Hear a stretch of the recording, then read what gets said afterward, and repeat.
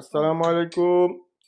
ঈদের খানি শুরু হয়ে গেছে। সকালকার নাস্তা একটা হালিম, মিষ্টি আছে, ফুচকা। এটা হলো ডাবে প্রোটিন যা জেলি লাখান চটপটি খাইবার লাগে। আলুর ভর্তা আজকে বানাই লইছে, পিঠা ভাজি, গড়া পিঠা ভাজি, চটপটির মাল, ফুচকা।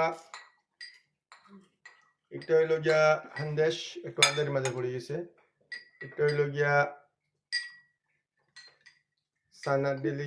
এটার নাম কিতা? হালুয়ার লাগান একটা কিতা? বুটর হালুয়া একটা, সরি আমি নাম জানি না। বুটর হালুয়া। আর একটা হইলো গিয়া নুনের পিঠা। নুনের পিঠা আরো খানো আছে চলের মাসাল্লাহ। আর এগুলো পুস্কার মাল সব মিলাইয়া সুন্দর হয়েছে। সালাদ খাও বাবা, খাও খাও।